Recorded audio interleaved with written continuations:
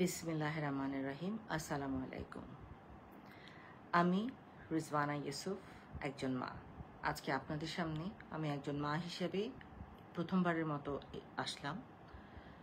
আমার ছেলেকে আপনারা সবাই চিনেন, ফারাজ করিম চৌধুরী, যাকে আপনারা মানবতার ফেরিওয়ালা বলেন আপনারা নিজেদের ভালোবাসার থেকে। আজকে জাতির এই সংকটজনক মুহূর্তে আমার ছেলে চুপ, এটার কারণ মা হিসেবে আমি অন্তত জানি। সে যেই ত্যাগ স্বীকারটা করছে সেটা কোনো দালালির জন্য না, সেটা কোনো দলের জন্যও না, সেটা তার পারিবারিক একটা চাপের মধ্যে আছে দেখেই সে আপনাদের পাশে দাঁড়াতে পারেনি। কিন্তু সে মন প্রাণ দিয়ে যতটুকু পারছে কাজ করে যাচ্ছে, চেষ্টা করছে যাদেরকে ধরে নিয়ে যাওয়া হয়েছে তাদেরকে যদি ছাড়ানো যায়। কিন্তু আমি চুপ করে বসে থাকতে পারিনি, কারণ আমি জানি আমার দুই সন্তান আমার কাছে কত প্রিয়। একটা মা হিসেবে আমি বারবার আমার ছেলের দিকে তাকিয়েছি, কিন্তু তার দিন ও 5-6 রাত ঘুমায়নি যখন এটা শুরু হলো।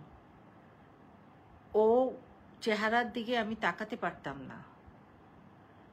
আমি মা হিসেবে কিরকম একটা সংকটময় অবস্থানে দাঁড়িয়ে আছি সেটা গত কিছুদিন ধরে আমরা সবাই পরিবারে সেটা এটার ভিতর দিয়ে যাচ্ছি। কিন্তু আজকে না আর চুপ থাকতে পারলাম না, আর ভয় আমার লাগছে না। আজকে আমি আমার ছেলের জন্য আপনাদের কাছে ক্ষমা চাচ্ছি। আমার ছেলে মানুষকে ভালোবাসে, সে সব সময়, তার মনটা অনেক নরম, সে মানুষকে অনেক ভালোবাসে। আজকে আপনাদের পাশে সে হয়তো সশরীরে নাই, কিন্তু মন প্রাণ হৃদয় জুড়ে সে আপনাদের সাথে। আমি আমার ছেলে হয়ে আমি লজ্জিত, আমি আজকে লজ্জিত বলছি নিজেকে, মা হিসেবে আমি লজ্জিত আপনাদের সন্তানকে সাথে আমার ছেলেকে পাঠাতে পারিনি। অনেকে হয়তো বলছেন যে আমার ছেলে গেলে চিটাগংয়ের হয়তো কোনো ছেলের গায়ে গুলির আঁচড়টাও লাগতো না। আমি তাদের কাছে মাফ চাচ্ছি, সেই মাদের কাছে আমি মাফ চাচ্ছি, যদিও আমি জানি যে সন্তান হারানোর মতো কষ্টের এর থেকে ভারী আর কিছু নেই। আপনারা আমাকে বলে দিয়েন, যদি এখনো কোনোভাবে আমি আপনাদের কোনো কাজে আসতে পারি। আমি একজন আইনজীবী, আপনাদের যদি কোনো ধরনের আইনি সহায়তা লাগে নির্দ্বিধায় আমাকে বলবেন।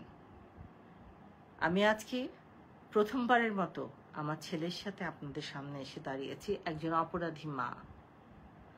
সেই সব মায়ের আমি অপরাধী যে যারা তাদের সন্তান হারিয়েছেন। আমি জানি না উপরওয়ালা আমাকে মাফ করবেন কিনা, কিন্তু আমি আপনাদের কাছে আমার ছেলের হয়ে মাফ চেয়ে নিচ্ছি। আপনাদের কাছে আমি করজোড়ে মাফ চাচ্ছি।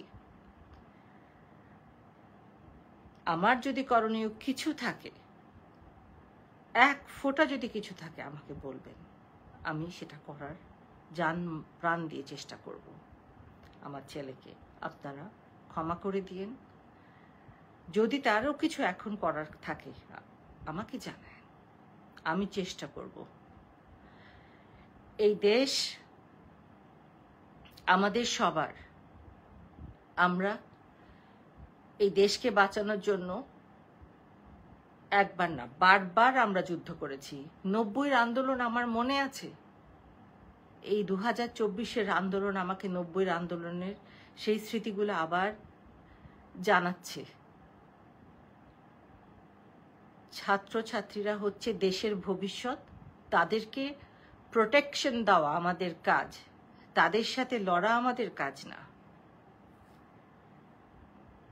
আপনাদের কাছে এটাই আজকের জন্য আমার অনুরোধ।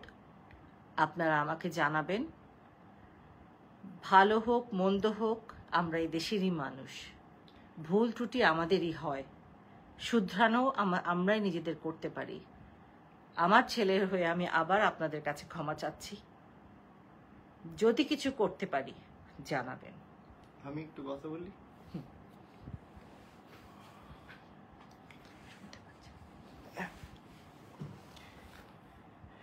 বিসমিল্লাহির রহমানির রহিম। আসসালামু আলাইকুম।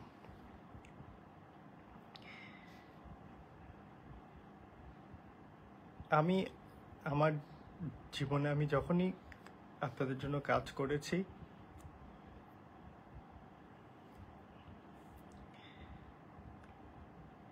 আমি সৎ নিয়তে কাজ করার চেষ্টা করেছি। আমি যেই কথাগুলো আজকে বলবো হয়তো আমি এগুলো কখনো বলিনি,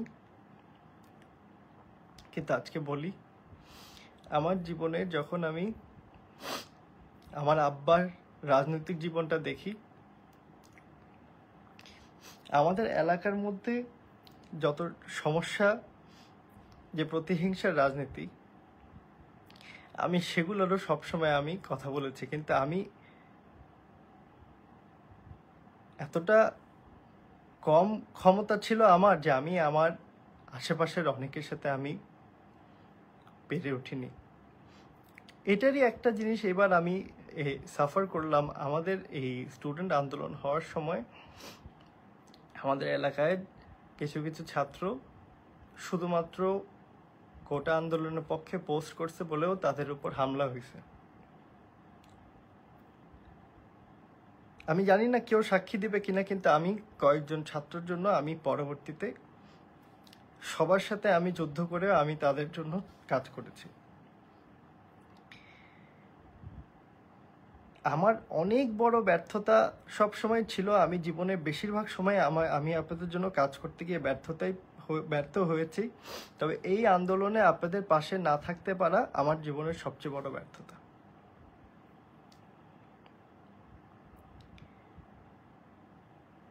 কিছুটা হলেও হয়তো আব্বার জন্য আব্বার দিকে তাকাইছি।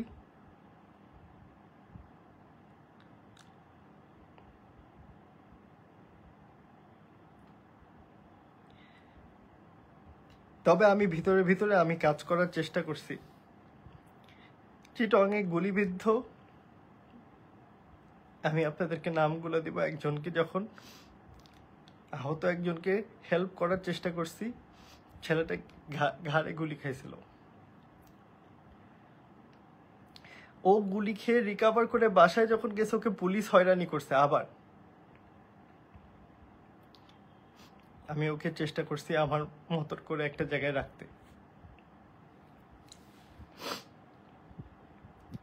চট্টগ্রামে আমাদের এলাকায় যেসব ছেলেদের বাড়িঘর এর উপর হামলা হয়েছে, একে একে করে চেষ্টা করছি তারা যাতে আবার বাড়িতে ফিরে যেতে পারে। এবং আমি কোনোদিনও এই কথা বলিনি যে আমাদের এলাকায় সব ঠিক। আমাদের এলাকার প্রতিহিংসার রাজনীতি অনেক বেশি। তবে আমি আপনাদেরকে একটা কথা বলি, আমি কখনো আমার জীবনে আমার সাথে যারা ছিল কেউ কোনোদিন এই কথা বলতে পারবে না যে আমি এইসবের কোনোদিন সমর্থন দিছি।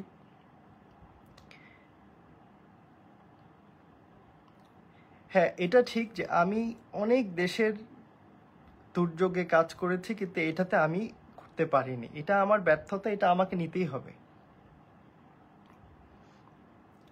আমি আহত কিছু শিক্ষার্থীদের কাজ করার চেষ্টা করছি। একটা কথা আজকে আপনাদেরকে বলি, গতকালকে চট্টগ্রামের ছেলেটার বাড়ি গোপালগঞ্জ, তবে চট্টগ্রামে পড়ে।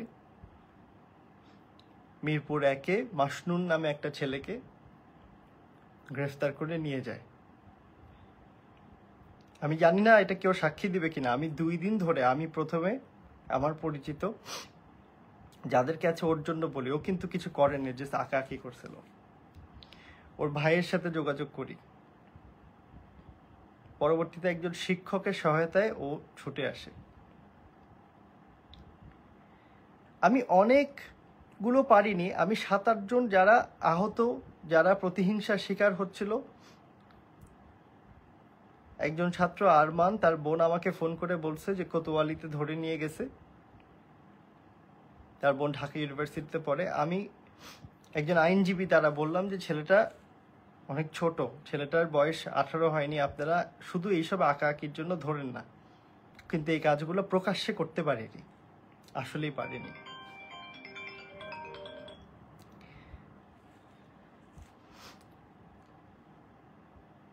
এটা একটু সাইলেন্ট রাখি।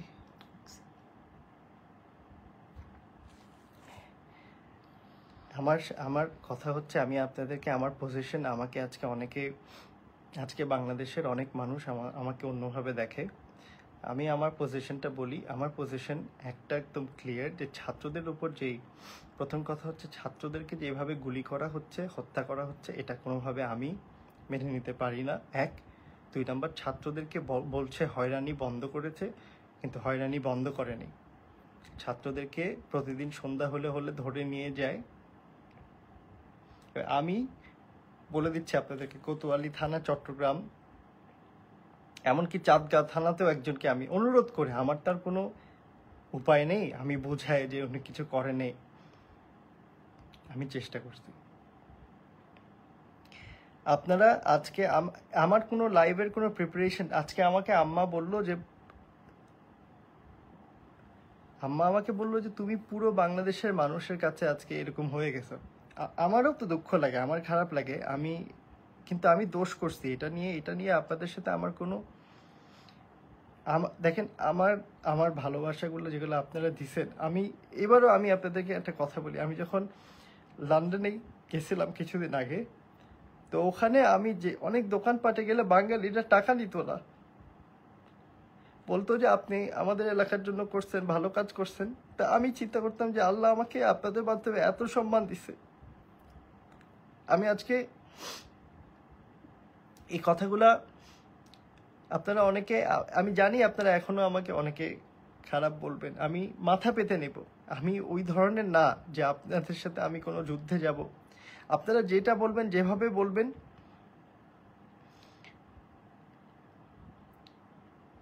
সকলেরই একটা, আমার যদি কোনো ভালো কাজ আপনাদের কখনো যদি মনে হয়, আমার ছোটোখাটো কোনো কাজ, আমার কোনো ভালো কাজ আপনাদের কোনো সময় ভালো লাগছে, যে না একটা ভালো কাজের দিকে তাকিয়ে হলো আমার হাজারো খারাপ কাজের মধ্যে, যদি আপনাদের কোনো কিছু আমার ভালো লেগে থাকে, আমাকে একটা সুযোগ দেবেন।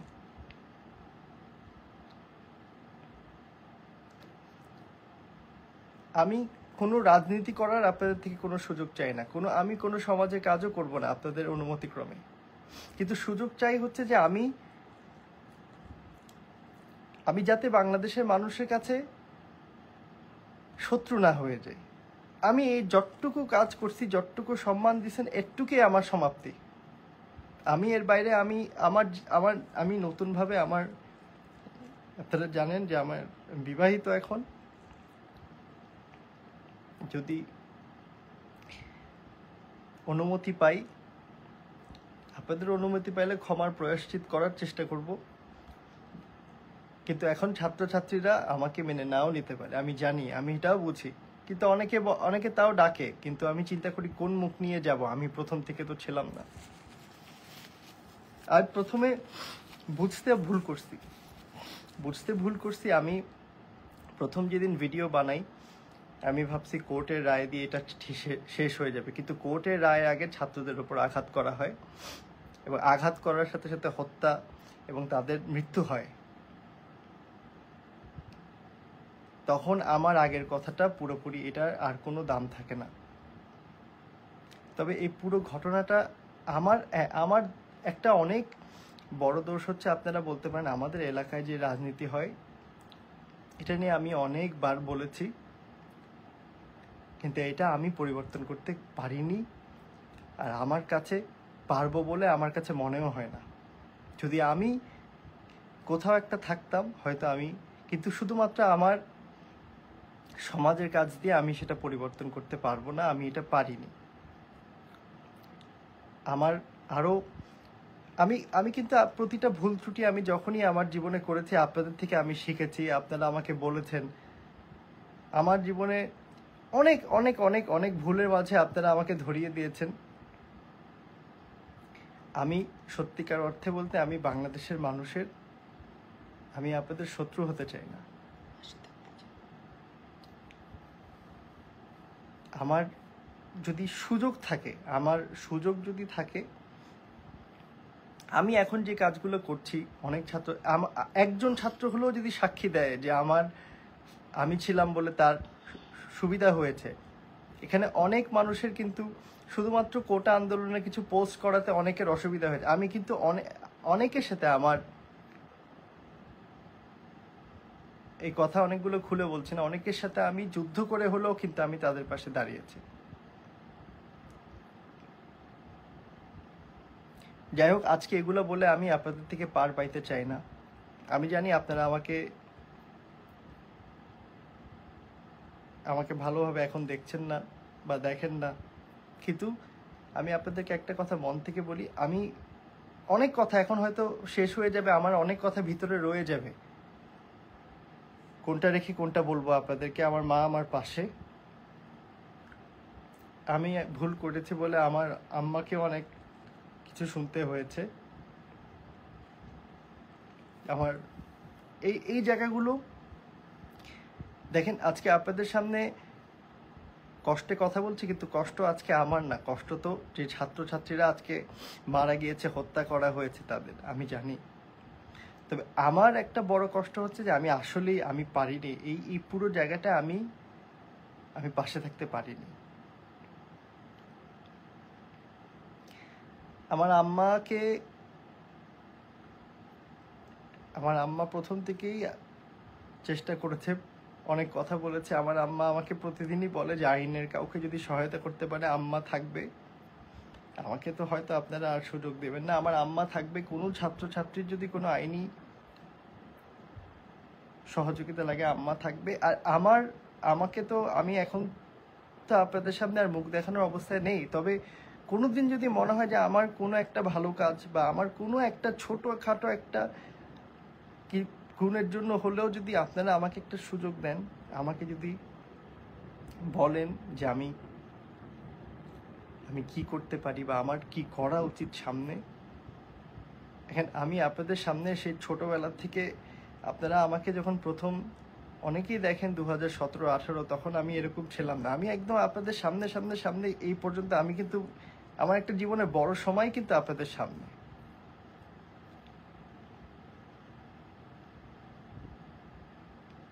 আপনারা যদি আমাকে পরামর্শ দেন, আমাকে একবার বলেন যে আমার কি করা উচিত। আমি দোষ যেহেতু করে ফেলেছি, আমি আসলেই হয়তো আমি থাকলে হয়তো অনেক ছেলে, যদি আপনারা এই যে সরকারকে, আমার একটা কথা আমি সরকারকে পরিষ্কার বলতে চাই যে আপনারা এই হত্যাকাণ্ড সবগুলোর বিচার, যতই বলেন ছেলেদের হয়রানি থামে নাই। প্রতিদিন রাত্রেবেলা ছেলেদেরকে বাসায় দিয়ে হয়রানি করে। আমার পজিশনটা আমি আসলে ঠিক মতন তুলে ধরার ওই সুযোগটা আমি ওই দিনই হারিয়ে ফেলেছি, যেদিন আমি প্রথমে আপনাদেরকে বলেছিলাম যে কোর্টের রায়ের জন্য আপনারা, আমার তখন বুঝতে ছিল যে কিন্তু কোর্টের রায় আস্তে আস্তে আপনাদের উপর তখন হামলা হয়ে গিয়েছিল। আমি জানি আজকে এই কথাগুলো বলার ফলে আমাকে এখন আর কেউ গ্রহণ করবে না। আমি আমার আব্বার কাছেও আমি ক্ষমা চাই। আমার আব্বা যদি কোনো কারণে কষ্ট পেয়ে থাকে, আমার আম্মার কাছেও আমি ক্ষমা চাই। আল্লাহ নিচে দেশবাসী। আমি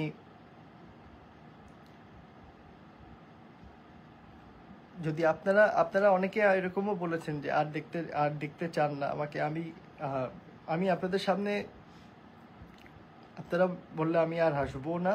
আমাকে জাস্ট একটা সুযোগ করে দিয়েন কিছু একটা করার, যাতে আমি বলতে পারি যে আমার শেষ কাজটায় আমি ইতিহাসের সঠিক দিকটা আমি কিছু একটা করতে পারছিলাম, যে একটা ছাত্র যখন আহত ছিল তার জন্য কিছু করতে পারছি, কেউ একজন আটকে আছে তার জন্য একটা দাবি জানাতে পারছি। আমাকে কিছু করার একটা সুযোগ দিন, আমি সেটা নেব, এবং নেয়ার পর আপনাদের কাছে আমি হাত জোর করে ক্ষমা চাই। আমি এখান থেকে কারণ আমার কাছে সত্যি কথা হচ্ছে যে আমার আম্মা আমার কাছে উপরে আল্লাহ আর নিচে আপনারা, আমার সম্মানটা আপনারা দিছেন আমাকে, এটা আল্লাহ আপনাদের মাধ্যমে। আমি দেশ বিশেষ যেখানেই গেছি মানুষ যে সম্মান দিছে আপনাদের ভালোবাসার জন্য, নাহলে আমার কোনো কিচ্ছু নাই, আমার কোনো মূল্য নাই। আজকে নিজের ফেসবুক পেজ থেকে আসার সাহস করিনি, এটাই হচ্ছে সত্য কথা। সাহস করিনি। আম্মা ডাকছে, আম্মা আমাকে প্রতিদিন রাত্রে বলে যে বাবা তুমি কোনো কিছু বলো নাই, আমি চুপ করে থাকি।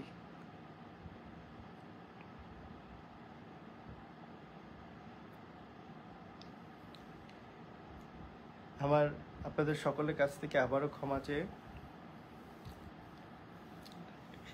আমার আমার আম্মা আমার আমার আমার ভুলের জন্য আপনারা আমাকে কথা শোনায়েন। আমি একটা অনুরোধ করছি, আমার বাবা মা ওনাদেরকে মাফ করে দিয়েন, আমার ছোট ভাই, আমার স্ত্রী। তবে আমি যেহেতু দোষী, আপনারা আমাকে যা বলবেন আমি মাথা পেতে নেব। আমার এখানে আমার কোনো অসুবিধা নেই। আমি আপনাদেরগুলো, কারণ আপনারা যেই সময় ভালোবাসা দিচ্ছেন, আপনারা ভোরে ভালোবাসা দিচ্ছেন, আমার এগুলো সব মনে পড়ে। আমি একটা কথা বলি আপনাদেরকে, আমি কোনো কাজ আমার এমনকি আমার যে কাজগুলো আমি আগে করছি, আমি সৎ নিয়তে করছি। আমি মানুষের জন্য ভালো কাজ করার চেষ্টা করছি। তবে আমি শেষে এসে আমি পুরোপুরি ব্যর্থ। যাই হোক, আর কি বলবো বাকি। এরপর আমার আম্মার আছে এখানে, উনি একজন আইনজীবী। যদি কোনোভাবে আমার আম্মা কোনো সহযোগিতা করতে পারে, ওটা আমার আম্মার, ওটার জন্য আপনার কাছে আমাকে ওটার জন্য ক্ষমা করতে হবে ওরকম না। আমাকে আপনারা সুযোগ যদি কখনো, আমি জীবনে যদি কখনো সুযোগ পাই, আমি আবার চেষ্টা করবো। আপনাদের যাদের ভালোবাসা আমি হারিয়ে ফেলেছি, সম্মান হারিয়ে ফেলেছি, আমি আবার একদিন চেষ্টা করব। আমি আবার চেষ্টা করব যাতে আপনাদের ভালোবাসা, আপনাদের সম্মানটা আবার অর্জন করতে পারি। আমি আবার চেষ্টা করব। আমি ওয়াদা করতেছি, আমি চেষ্টা করবো, ভালো কাজ করার চেষ্টা করব।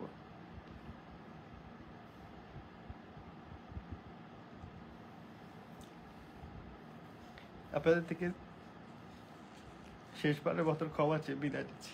আসসালামু আলাইকুম।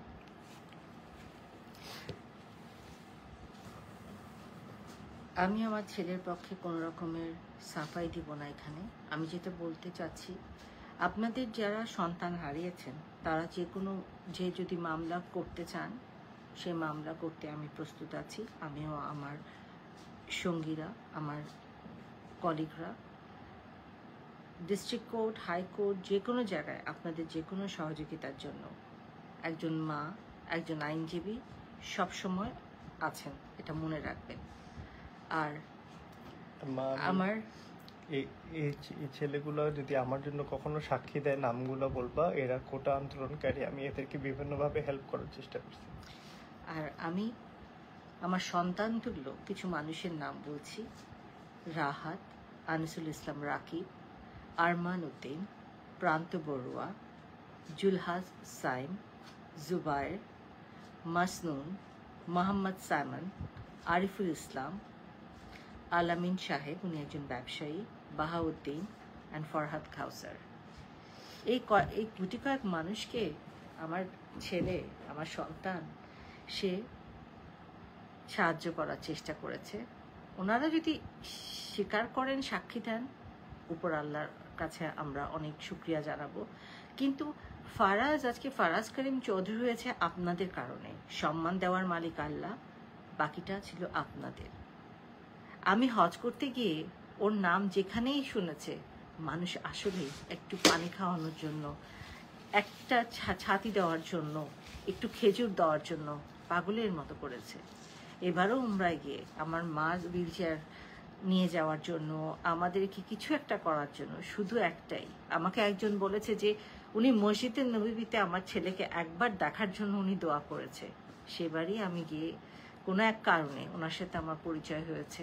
উনি আমাকে দেখে নিজের চোখকে বিশ্বাস করতে পারেননি। উনি বলেছে আমি ছিলাম ফল, হে আল্লাহ তুমি আমাকে পুরো গাছের সাথেই পরিচয় করিয়ে দিলে। এরকম ভালোবাসা ফারাজ অর্জন করেছে। আমি সেই গর্বিত মা, এখনো বলছি আমি সেই গর্বিত মা। কিন্তু আমার ছেলেটার বয়স যতটুকু হয়েছে তার থেকে বেশি সে কাজের মধ্যে জড়িয়ে গেছে। আর বাবা একজন রাজনীতিবিদ, সরকার দলের, ওই প্রেশার সব কিছু মিলে তাকে সে ঠিক দিক দেখানোর মতো, ওরকম গাইড করার মতো কেউ ছিল না। আমি হয়তো প্রতিদিন বলেছি আজকে আমি এটা লিখছি, আজকে আমি সেটা লিখছি আমার ফেসবুক পেজে। আমি কিন্তু কোনো দলের পক্ষে কথা বলছি না, আমি অন্যায়ের বিরুদ্ধে কথা বলছি।